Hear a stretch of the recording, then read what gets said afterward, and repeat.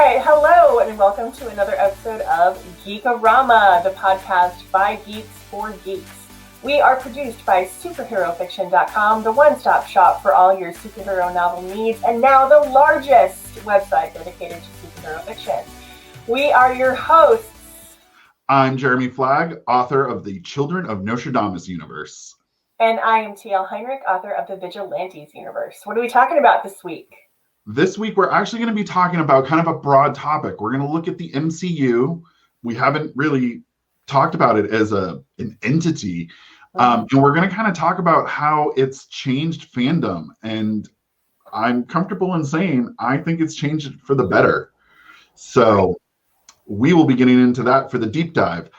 But before we get there, how about you start us off with the poll list? I'm excited about this, my choice this week for the poll list. So it's by, I'm going to talk about Haunted Heroine by Sarah Kuhn. She writes one of my all-time favorite superhero series, the Heroine Complex series. This particular one is her latest offering. It's the fourth book in the series. Well, fourth full-length book. She has a novella that's in there too. The series features some really kick-ass Asian American female heroes. It's got steamy romance and just a really fun world that she has set up to talk about how superheroes came about. And this book, Haunted Heroine, has thrills and chills. It's set at Halloween at a seemingly haunted college campus. And Evie and Aveda, who are the heroines of the series, they have to battle not only physical ghosts, but also the specters from their past, in particular Evie, who is happily married and pregnant, but having some marital problems. And that was actually one of the things I loved, is she and her husband are a couple from the very first book. And not a lot of romance authors revisit couples for entire books to show us the romance that's still continuing inside the marriage. We'll get, long epilogues and things like that. But in this book, we get to see what's happening in their marriage. It's a little bit, there's some stress and some tension, and Evie's pregnant and that's stressing her out. And I thought I would miss some of the romance. I was like, oh, I'm going to miss some of that steamy stuff, but it was still very steamy inside their marriage and relationship. And there was a lot of good action. There was some really great mysteries. And it was a really fun read. So if you're looking for something that has a little bit of ghosts and superheroes, and that it's actually very different from other superhero books, I highly recommend Haunted Heroine by Sarah Kuhn. I've given it 5 out of 5 capes. Does she get benched being pregnant and a superhero? No, not yet. She's very early in her pregnancy. Her husband wants her to be benched because she's having some blood pressure. Like, she is having a few health issues. So her husband wants her to be benched, but she doesn't want to be benched. She's like, I'm fine. She's like, at one point, she's like, the reason I'm stressed is because you're stressing me out. Like, she's just like, leave me alone. I always notice how in comic books, they're like, oh, you're pregnant, and somehow you travel to the future, come back, and now you have you can't let an actual character be pregnant for 9 issues. No, yeah, they just can't do it. But no, she is pregnant. She's not quite showing yet. It's a somewhat mystical pregnancy because her husband is technically half demon. So that's interesting. And all the superpowers in the universe are derived from exposure to demonic portals. So there is a question of, what's this baby going to be like?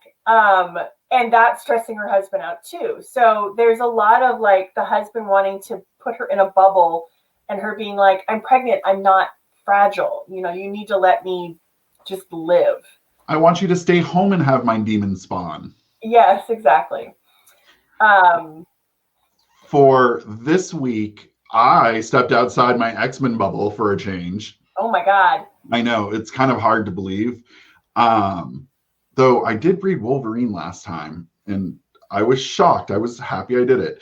So I decided to go with another one that I kind of only know through crossovers. And I wound up reading the 2018 first couple issues of Venom. And Venom is not a character that I would normally follow. I'm not a Spider-Man fan. I kind of like Carnage in that trinity of spider people, because he's just pure evil. And I've always thought that, in comic books, it's really hard to make a person so irredeemable. Yeah. But Venom in this is the symbiote, the thing that makes Eddie Brock Venom is a character. And not only is he a character, because Venom is all like, I'm going to eat you and I have big teeth and I'm going to destroy everything you love. But it starts off really with a bang because the symbiote's scared of something, like terrified. If he's scared, then it's got to be like terrible. And so most of the dialogue is in an inner monologue between him and the character. And this is something that Spider-Man does extremely well because Spidey's always sitting on a building talking to himself. And it was interesting to see the dynamic of, if there was another person living in my head, what would our conversations be like? And of course, Eddie's not handling it well, and he's on antipsychotics to keep the voice kind of to a minimum. And really quickly, the writer, Donny Cates, decides to change the story. And so we always believe that Venom came from space and blah, blah, blah. No, this is only the newest iteration of Venom. Venom was one of the original super soldiers. And the U.S. military has been binding symbiotes to soldiers for years. Okay. I like how in literally 2 pages, you just weaved a newer character in the grander mythos into the very fabric of Marvel. And that was really well done. And then it ends at a spot where you're like, okay, Eddie Brock, like, who cares about you? But you realize, the symbiote's God is showing up. And it just hangs you there. Well, oh, crap. Well, yes, read next. So I have to say, I was delighted. I was shocked. The one thing I didn't think was going to be a major character became a character and has a really definitive voice. So from a storytelling point, like, hats off. I'm going to give that one 4.5 out of 5. Definitely read it. And the series is coming to an end, so you can binge the whole thing very soon on the Marvel Unlimited app. Awesome. That does sound interesting. I'll have to recommend it to Dan. Would I read it all the time? No, but it was a nice deviation. Okay. Dark. Yeah. Okay. I am actually super interested to hear about your geek out because, so help me God, this has been recommended so many times to me. So, before we move on to the geek out, I do want to say, if you want more book recommendations, you should head on over to superherofiction.com, click the editorial review tab, and you can take a look at the other books that we recommend, and also just browse the site. We've had some really good new releases come out recently, so please check that out. Yes, the 3rd book in your new trilogy is out, which is super exciting. But okay, so my geek out this week is the history of swear words. This show is just so, if I could say it, fucking delightful. I love swear words. I swear too much, probably, especially since I have 2 children who are starting to pick up my habit. And I need to kind of pull that back. Nicolas Cage, if you want to see him chew scenery and swear, you could either cue up one of his movies, but I tend to like Nick Cage in smaller chunks, so this was perfect. They filmed all of his stuff in one day for the whole series. He is in this very distinguished looking library with, the fireplace and the globe that opens up and is actually a bar, and he's sitting by the fire, literally reading a book. And, and then he gets up and he drops the F-bomb.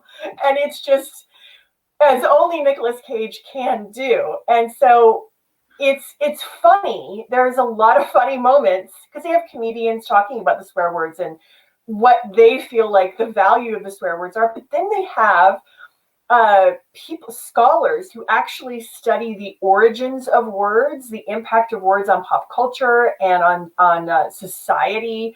They have a feminist scholar that they brought in for the word bitch, which was great. And she stayed there for some other words too, like I'm not sure I can actually even say this one. We might get really flagged for it. But anyway, there's been a couple of words where Nicolas Cage has actually outright said, I'm not really sure that I'm qualified to talk about this. So, and like, because they're about feminine body part, like female body parts or cis women body parts. And so they have scholars on to talk about these words and the evolution of these words. So it's on one hand, freaking hysterical.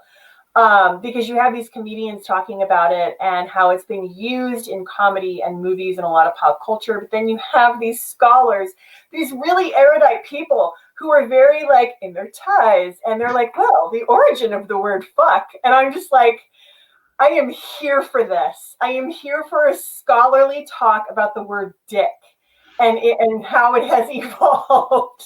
Did you ever like throwback to the days of records? My father had George Carlin's record, and on it was the 7 words you can't say on TV. I can't remember the 7 words you can't say. Yeah. And I remember my dad playing that, and that was my introduction to swear words.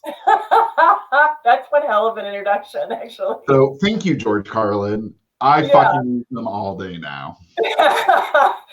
But it's been like, I actually, I want to get one of these ladies' books. She actually wrote a book about basically the history of swear words. It's not called that, but it is about that and how these words that didn't start out meaning necessarily like the word shit, like how did that become what it became? And so she talks about it, and it's just great. One of the guys in particular, he's sitting there and he's talking about the word dick and he's like blushing.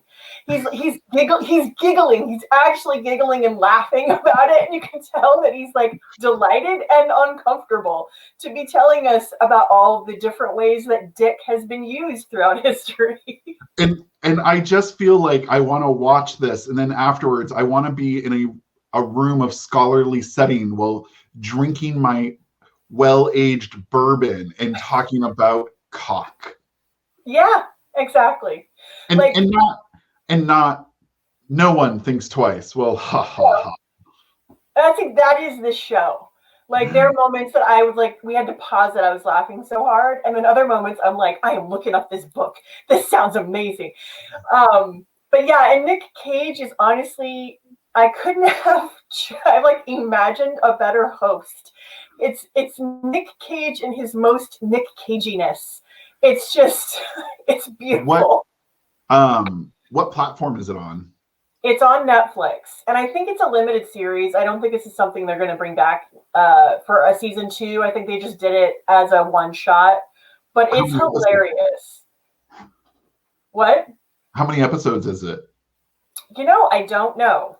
I want to say 8, but that might not be correct. Are they like 30 minutes or hours? Yeah, they're about 30 minutes, okay. Right around there. So they're bite-sized chunks. I'm putting that on my viewing for tonight because you should. I want to be educated and vulgar. Exactly. And that is this is the perfect marriage of vulgarity and education. And I think that's why I love it so much. It stimulates these 2 different parts of my brain that craves with knowledge, and then the other part of my brain that just says fuck all day. So yeah, we might be renting the same brain space because that's my life. Yeah. So that's my geek out. The History of Swear Words on Netflix. Check it out. So I have an equally absurd thing that I flip-flopped on this one. So I was with my buddy, and we always watch movies, and we generally try to watch a bad movie and a good movie. Mm-hmm. And we were looking at the new Chloe from Kick-Ass Oh, movie. okay. Yeah, And it looks interesting, but we were like, man, it might be the wrong kind of bad. So, yeah. and all of a sudden, he's like, we're gonna watch Teddy Bomb. What? It is about a Canadian beer delivery guy who stumbles upon a small teddy bear that will blow up and destroy half the world or city or something. And through their adventures, it uses its chainsaw fur and laser eyes to protect him. Yeah. What the fuck are you about to watch? Oh my God. So it's like a Kids in the Hall skit got turned into a 2-hour movie. This is 2 hours? Oh God, there was a point where we were like, what more plot? Of course he's a cyborg. Oh my God. So it's funny because it has that Canadian wit to it, Yeah. but it's filmed probably using a cell phone for all I know. Oh my God. Some of it is shaky cam, some of it is really well done. The dialogue is so incredibly weird, and it took us like 20 minutes to figure out what was going on. We think what they did was they voiced it all, and then they went back into the studio and they lip synced themselves to it. So, oh my God. You know when you're normally talking, you hear like the ambient room noise and everything? Yeah. This is perfect studio speech.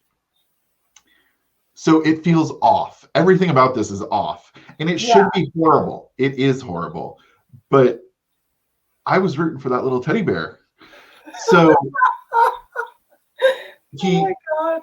He finds himself in the middle of a conspiracy. He goes to his handy dandy DVD sales comic geek friend who owns a store above a shop. I don't really know.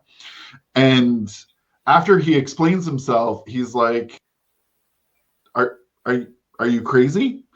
And then all of a sudden the killers show up and he goes, huh, I believe you now. Just, oh my God.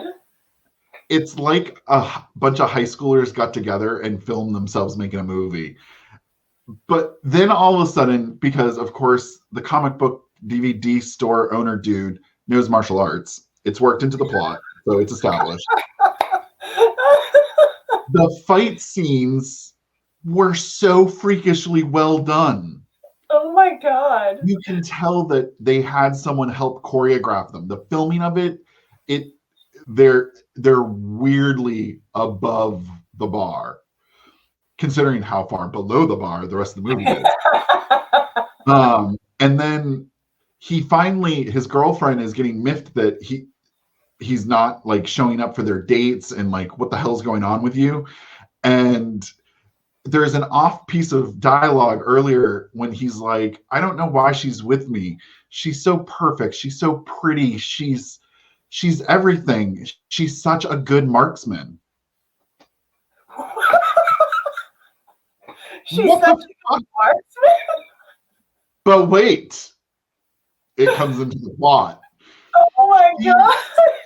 She opens a can of whoop ass all over the place, and she is locking and loading, double fisting guns, and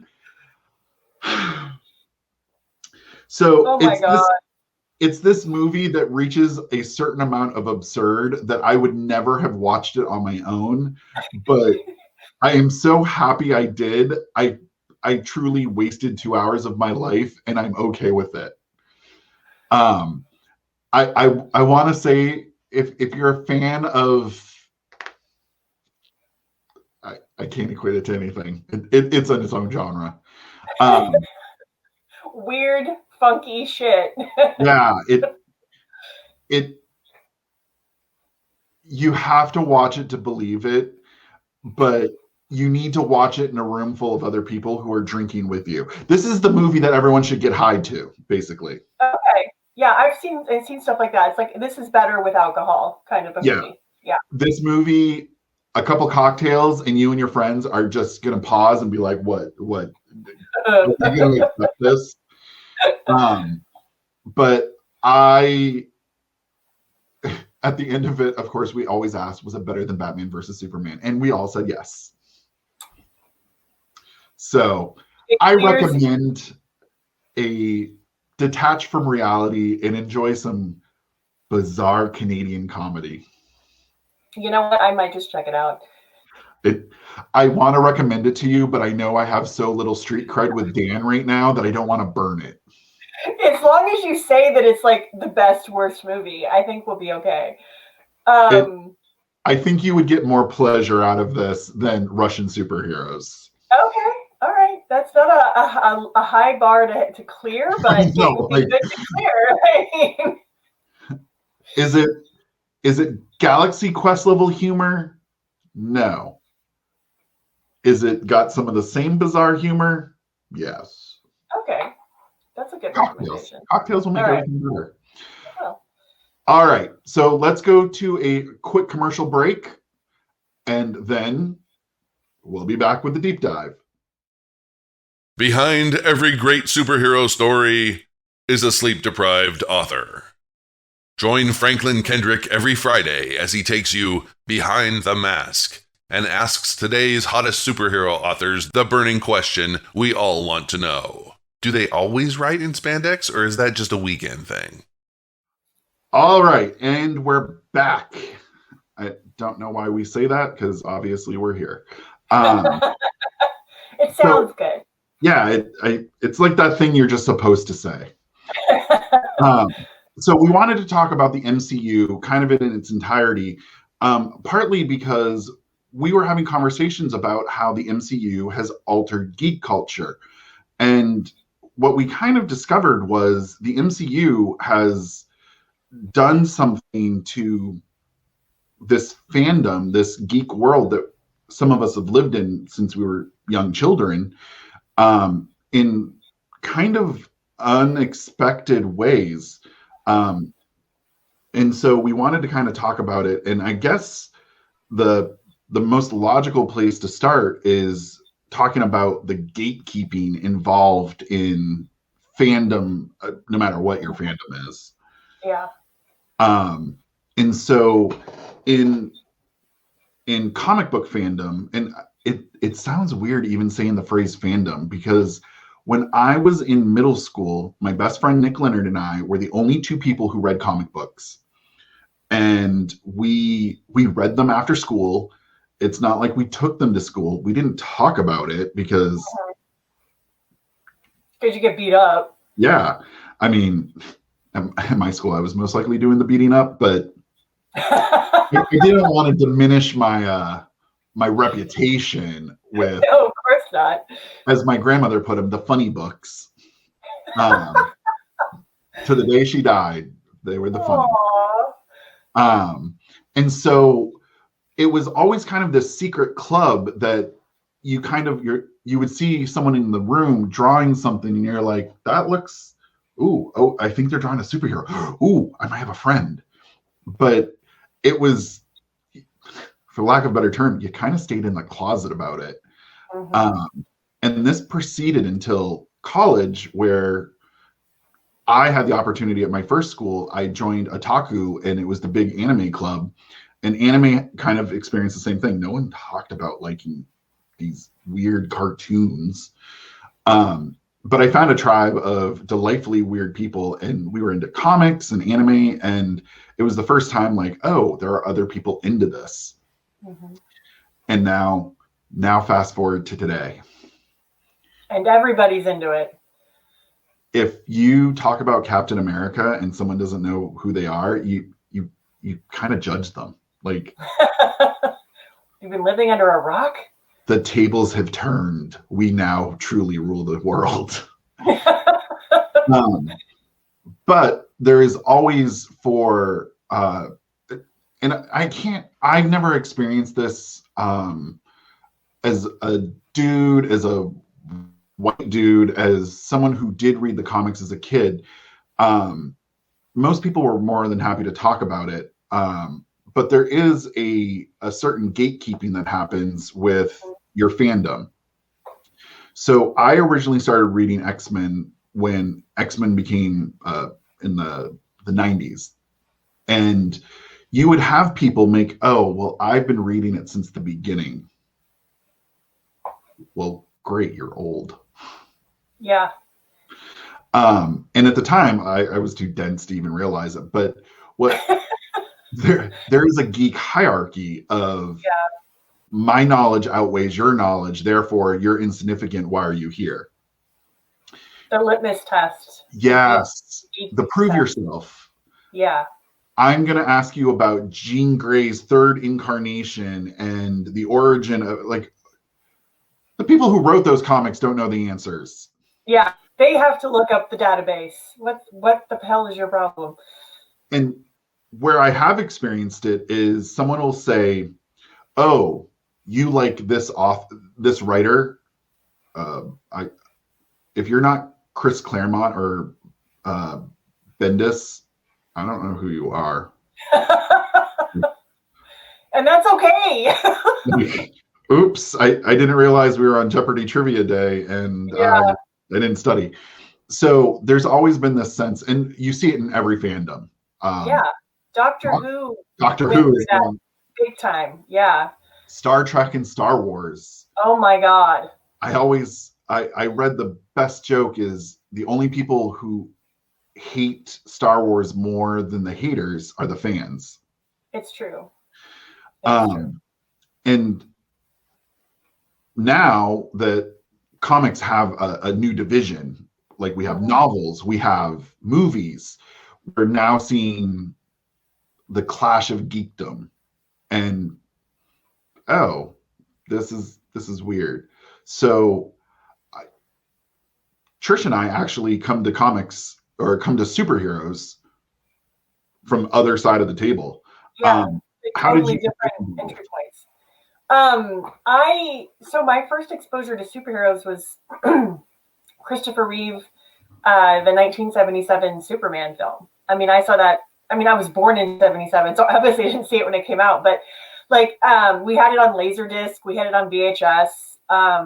I loved that movie, and then also I saw Wonder Woman in syndication. I loved that show. And we didn't really have a lot of comic books. The only comics I was really exposed to as a kid were Archie, because I could pick them up at the grocery store. We didn't have a comic book shop that I knew of. I mean, we lived out in the sticks, honestly. And so there was like nothing out there. And really the way I was also raised on Star Trek and Star Wars, and classic Trek specifically was a big deal. It was like, Saturday afternoons, it was my dad and I sitting on the couch watching the show in syndication, and he would like deep dive on all of the socio-political stuff that was represented in the episode. I mean, it was honestly the first time I realized that story could be more than just a nice story, that it could mean something on a deeper level. So for me, science fiction and superheroes were a huge part of my growing up, but it was also very weird. While I was included in watching those stories and participating in discussions about those stories with my family, it was very clearly a boy thing. I asked for action figures. I asked for superhero stuff, and I never got it. My brothers got it, and then I stole their stuff. I was the one that played with the Hoth Princess Leia and the Cloud City Princess Leia action figure. They didn't do that. And Star Trek is a really interesting one because it has had so many iterations that, and now we're seeing this with Star Wars, is that, there's always a lively debate on who is the better captain, Shatner or Picard. Picard. There is always a conversation of, where did you start? And I've watched probably 2 episodes of Shatner ever. It's one of those shows where I feel like if you don't come to it young and you come to, it's kind of like classic Doctor Who. I came to Doctor Who through David Tennant. My first episode of Doctor Who ever was the very first Weeping Angels episode, which if you're a Doctor Who fan, you know exactly what I'm talking about. Fucking amazing. And Dan, my husband, was a fan of the older stuff, the Tom Baker era, which is a very iconic era of Doctor Who. Probably the longest. I think Tom Baker was the one that was the Doctor the longest. So he's the one that a lot of people are most familiar with. But he showed it to me, and I was hooked. And a lot of fans of the classic Who were very, like, they looked their nose down at those of us that found it with the newer iterations. And part of that, I think, was because there were so many women that came on board. And yes, I'll fully admit, as a woman, part of it was that David Tennant is fucking hot. He's adorable. And I was there for Rose and the Doctor, all in, completely. Which is another thing that classic Who fans were like, the Doctor never falls in love. And I was like, I beg to differ. But I also love the story, and I loved the science fiction, and I loved the world. I mean, there was so much more of that I loved. But for a while, and even still today, you will find female fans in particular in the Doctor Who fandom that feel like they have to defend their right to be a Doctor Who fan. And I tried watching classic Who, and I mean, I understand that's where it came from, but seriously, I can't do it. And I think it's the same with classic Star Trek. It's hard to digest, honestly. It really is. Well, and I think when it comes to superheroes and Marvel in particular, I mean, I guess DC too, but DC actually had more entry points in popular media. Though if you do look at those, like, I would be interested to talk to people who became super Batman fans of the character as a whole, if they came into it through the TV show. Like, my dad did. So that's the other thing. As I remember as a kid watching the 60s cheesy ass Batman show, and I thought that's what Batman was until I did too. I thought, oh, this is fun and it's silly, and oh my God, I was so there every time that Batgirl showed up on Starting. Like, you could not tear me away from that television at all. I loved it when she was in that show. And then I saw the Michael Keaton movie, and I was like, holy crap, this is what Batman is. I like this grown-up Batman. He's awesome. But for me, I didn't pick up a Batman comic until I was married. And that's late 20s. And the first one I read was The Dark Knight. So I went from reading or watching the TV show in syndication on the Family Channel, of all things. Yep. And the first issue I picked up was The Dark Knight. There should have been. Yeah, no, that's a huge leap. Is that the one where he's old? Because it was the old. I think it was Dark Knight Returns, or I don't remember. But the first one I ever read was this gnarly old, like, pissed off Batman. That was the first Batman comic I ever read. Which was I remember the very first page, it was dark. Like, you knew, like, I'm opening this book and this is not going to end well for anybody. And yet I'm looking at the TV and I'm like, oh, look, the time bomb down to 1 second. Like, and superheroes in Marvel didn't really have a lot of that. There was Spider-Man, there was Hulk, but much like the original Batman, they didn't quite. I did see that show. I saw the Incredible Hulk in syndication. It was sometimes on right after Wonder Woman, which was a very weird transition. I got to be honest. You went from Linda Carter to the Hulk, and I was like, but I actually really liked it, and I always felt so sorry for Bruce Banner. Like, I knew nothing about that character at all apart from the show. So when the movie came out with, I think it was Eric Bana as Bruce Banner, that was the first Hulk. I mean, we shouldn't talk about that. I think that's illegal now in fandom to talk about that movie. I saw that, and I remember turning to Dan and going, is this really what Incredible Hulk is supposed to be? And he's like, no. Like, I didn't even get the question out. And he's like, no. This is bad. And now what we're seeing is, so now if I announce, oh yeah, I just went and saw the latest X-Men movie, there is a good chance, okay, let's skip the X-Men movie. The first X-Men movie. If I went out and said that I saw that, all of a sudden, out of the 10 people in the room, 4 or 5 of them say they saw it. And of those 4 or 5, one of them is like, yeah, I've been reading X-Men for a long time. And all of a sudden, oh, this isn't so taboo anymore. And so it became a lot more open to discuss it. And those early conversations were like the fans who had read, 60 years of X-Men in a week. Yeah. I read every X-Men comic ever. It took me 3 years. Damn, dude. That's a commitment. My life is not richer for it, I will say that. We quickly found out that some of the fans of the comic books didn't like the movie for XYZ reason. And then some of the people who liked the movie, there became some friction of the way it should be. Yeah. And that was the first moment that I saw the divide of, we're real fans. You're just here. You just arrived to our party and you should probably leave. Well, and it's a lot of people that were like, hey, I had to hide this. I had to be afraid to admit this. And now all of you come in and suddenly it's trendy and you're coming into my safe space. And on one hand, I understand that.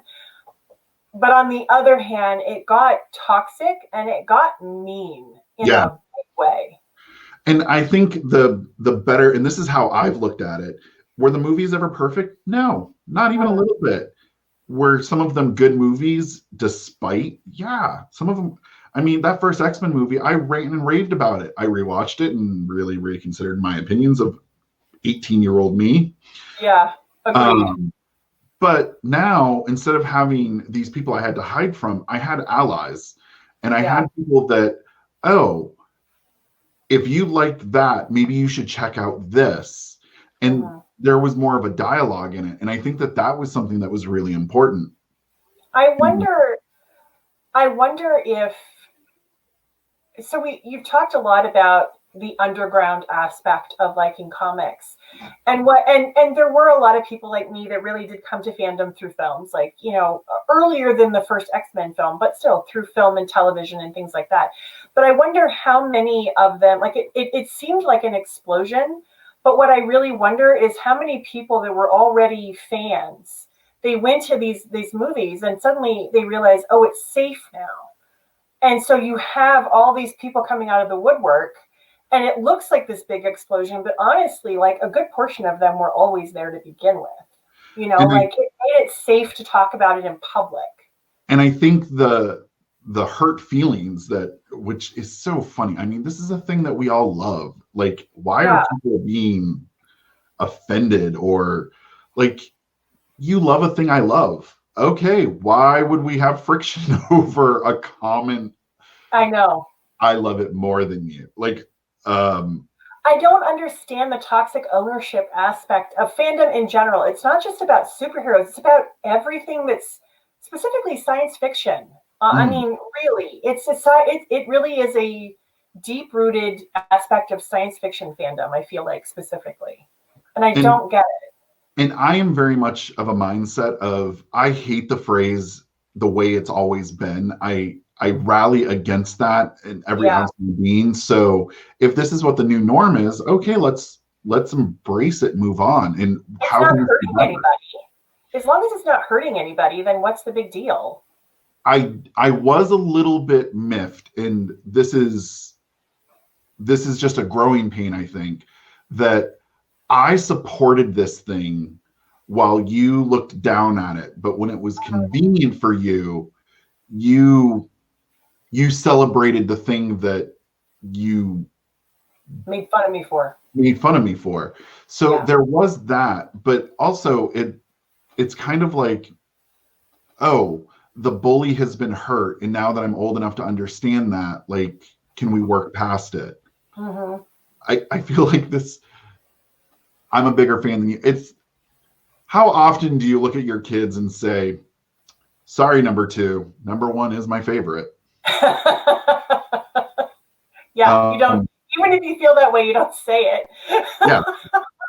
You're my favorite today, but tomorrow you're gonna have to work for it. We're gonna have to renegotiate that. So, and I feel that that is a big thing. And realistically, like, dude, I really do find this concept of this thing that I was a fan of in its, not even in its infancy, but socially accepted in its infancy, has now become a religion. In a lot of ways, yeah. These are the new gods. Yeah, and it's funny to me, the publications that are not just around the criticism of fandom and pop culture, but basically like textbooks that devolve, like that tell you the history, the chronological history of Jean Grey, the chronological history of the X-Men. It's like, well, it's great to have as reference, but oh my God, these things are like the size of Bibles. They're huge. And I think that it's so unrealistic. Like, you watch the X-Men films, we have conversations about X-Men. Sometimes I prattle on into the depths of unknowing, and sometimes you even bring in information like the cultural references that I don't think one or the other, but I do think it's unfair to say, for you to be at my caliber, here's 8,000 comics that you must read. Well, and I have read some of the seminal ones, and I asked Dan about that because he's an X-Men fan. So I've read the Dark Phoenix saga. I've read the Days of Future Past, which I honestly like Days of Future Past better than Dark Phoenix saga. I mean, I don't know if that's sacrilege, but I do. I like it. It's darker and grittier. I just like those kind of stories. But and when I read the Killing culture aspect, the Dark Phoenix saga was against Chris Claremont's rules, and now you know why it felt. I know why. But I also approach it like I like the intellectual.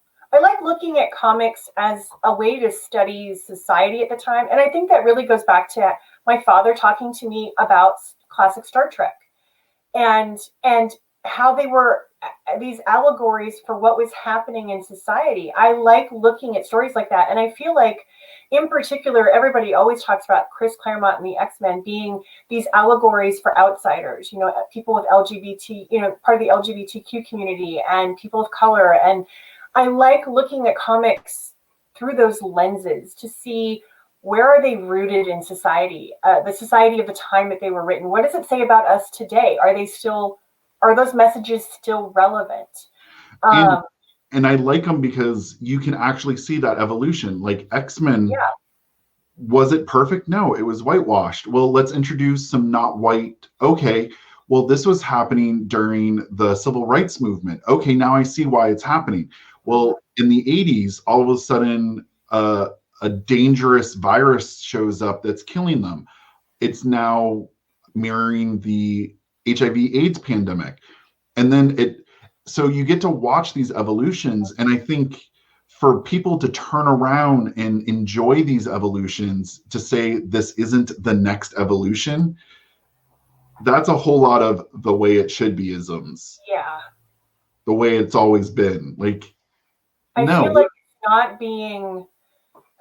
it's not cluing in to the way that, if you want to talk about the way it's always been, comics and then this is one thing that really always gets under my skin right away. People are like, well, comics aren't political. Bullshit, they're not political. They have always been political. Superman. Yeah, two Jewish guys, you know, right before the Second World War, during, you know, rampant anti-Semitism, write this character. How is that not political? How is Captain America not political? How is, you know, and it doesn't have to necessarily be a negative when you say something is political.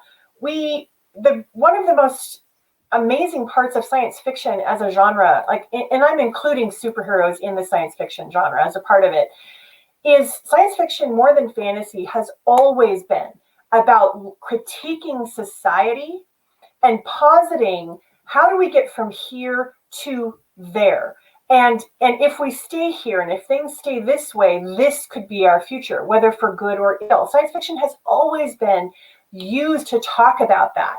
And so to say that superheroes don't do that, and to say that then you don't want an evolution of superheroes, when superheroes have always been looking forward. They've always been criticizing society, or at least bringing things to light in society. It doesn't feel self-aware as a fan to want to keep things so static, I guess is what I'm trying to say.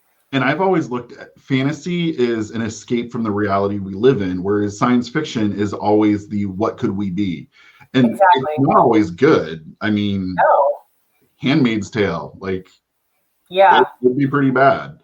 But I think that's true across all sci-fi. And I think, and I kind of look at it this way.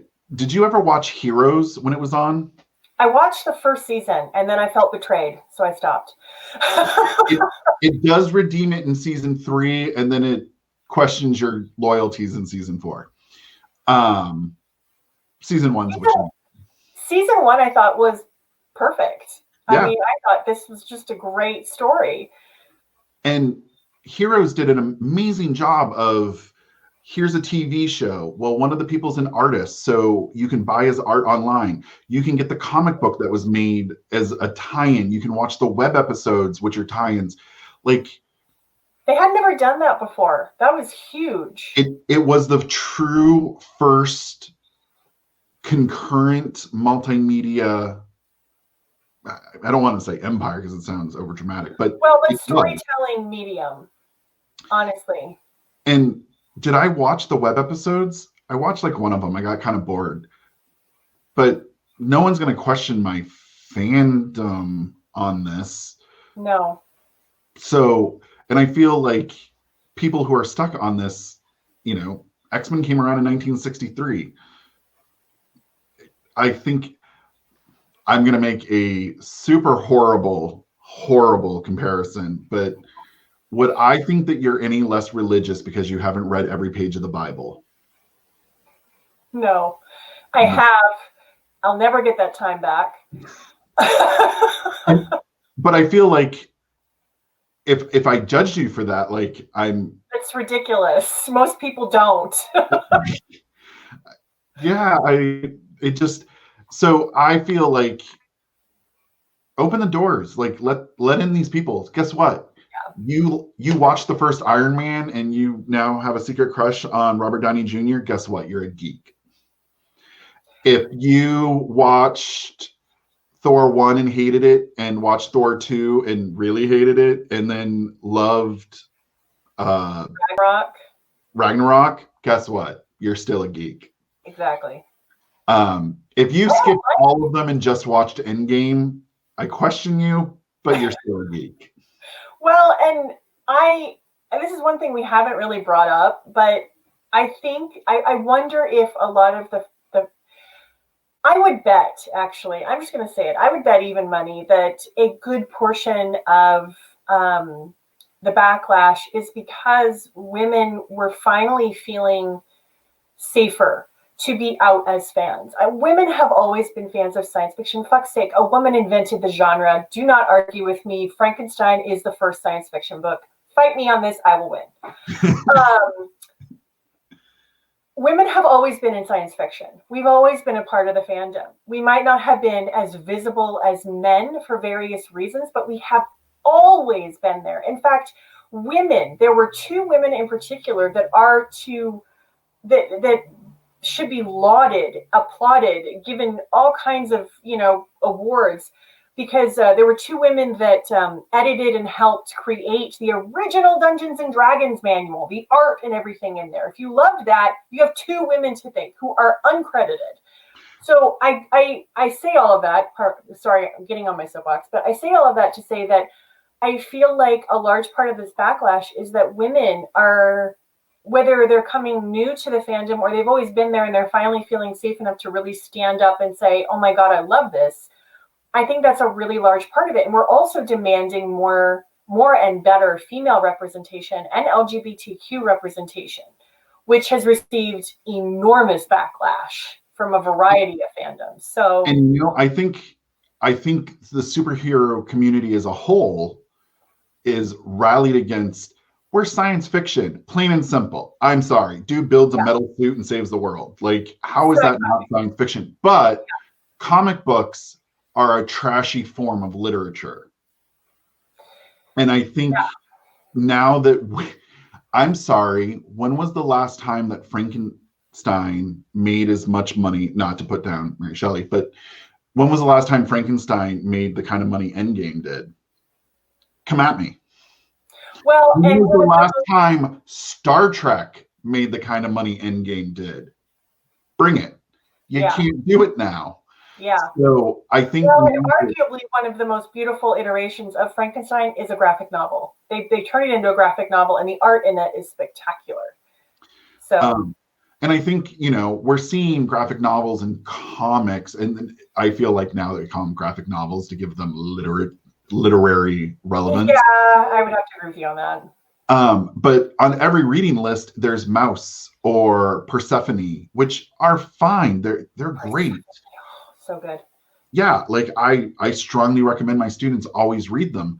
But how is that any better than, Days of Future Past?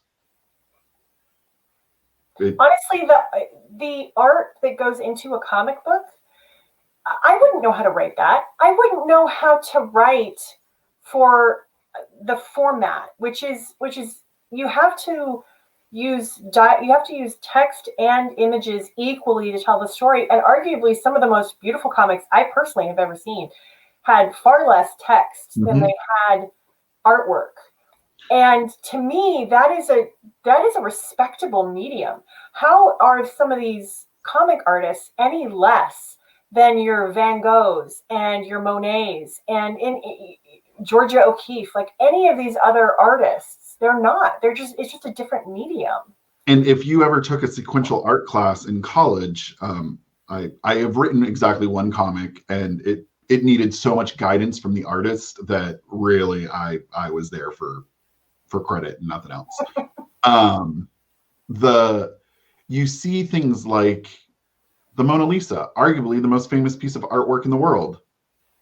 I bet you more people have read comics than seen the Mona Lisa. So this is a more accessible medium, but it's always been considered a low art. It's not one of the high arts. And so even if you delve into the art side of it, my background is in art. We talk about high and low art, and we still make the distinction, and sequential artists get shit on. But again, I bet you the storyboard artists for Endgame made more money than Van Gogh, Da Vinci. And I'm not saying money is the only thing, but people saw Endgame. So, well, that actually segues. We do need to wrap up. We are running out of time, but it segues into an interesting point. Money isn't the end all be all, but I would say that cultural impact is huge. So what was the culture? I mean, and granted, Van Gogh had huge cultural impact. I mean, we still talk about his artwork today, but so did those movies. Those movies changed filmmaking. They changed the way we look at the action film. They took something that people saw as low art in terms of literature and physical art, like images, and they elevated it, honestly. And so that has a huge impact. And I don't think we've seen the end of it. I think we're having this conversation, and in 10 years, we're going to turn around and go, damn, because Black Panther, first Oscar. Yeah. Into the Spider-Verse, a first Oscar. So even amongst the elite, we're finding our way in. So I think, when we talk about fandom, let's all get together, because there's still people that we need to rally against. Like, let's go form our super team, because there's still bad guys out there. Yeah. There's no point having team fighting. No, and Into the Spider-Verse, God, that's a great example of an impact. Do you know how many film critics and art critics and it honestly, that film, it reached across so many different aisles, and I mean, so many different people were talking about that film that had looked their noses down at superhero films, because that film is going to be taught in film schools. It's going to be taught in art schools. It's It is a masterpiece, visually, story-wise, the whole thing. It's incredible. It's actually in my animation curriculum as a requirement now.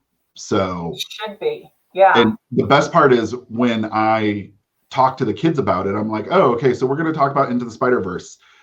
The number of kids who haven't seen it are now in a class of 25 down to like 2 or 3. That's awesome. But yeah, in 10 years, I feel if we watch this again, we're going to be like, oh, damn, we didn't realize just how big. Yeah, we haven't seen it. It's not, the dust hasn't settled yet. This is just the beginning. It's just the first 10 years since the MCU. But if you go back even further, honestly, to 1977, I feel like Superman was the first superhero blockbuster ever. I mean, I might be wrong, but that's my instincts are telling me. There's been this progression of it, you know, and I think that was the beginning, and now this is starting to be the real, like, we're hitting that pinnacle, but we haven't gotten there yet. And I bet you if we looked at the Nielsen ratings to see how many people are tuning in every Friday to watch WandaVision, we would see. Yeah. That's going to be a whole different episode. It is, because that is some high concept level shit, man. Oh my God, that show. I wanted fun, and it's definitely fun, but there's moments when I'm like, oh, this is dark. Yes, it's dark and it's deep, and I'm like, I need to watch this like 3 more times. I think I missed something. And yet at the same time, I get the Brady Bunch theme song stuck in my head. So I'm cracking the fuck up because I'm seeing Dick Van Dyke Show all over I'm just like, this is so much. Yeah, we're gonna have a whole episode about this when the first season is done. All right. In short, welcome to the Geekdom. You're a geek. We have cookies. Yeah, there's punch. It's most likely spiked. Yeah, and the pot cookies are on the blue plate, and the non-pot cookies are on the red plate. I love how this now needs to be explained. All right, so we'll be back in 2 weeks. I actually am going to go get ready for my first interview with Franklin Kendrick on Behind the Mask. That's going to be exciting. And if you don't listen to Behind the Mask, head on over. We have we have a huge backlist of those episodes now, and they're well worth the listen. And if you're a fan of romance, we have a lot of superhero romance authors who will be showing up very, very soon. I know. And in fact, next episode is going to be February is all about love. It's about love. And of course, we're going to do it in our weird way. So yeah. Thank you. We'll see you in 2 weeks. Bye, everybody. To stay up to date with the Geekorama podcast, you can watch our videos on YouTube or subscribe to us on Apple Podcasts. And if you enjoy the show, leave us a review or hit the thumbs up button. New episodes are released on Thursdays for podcast listeners and YouTube fans.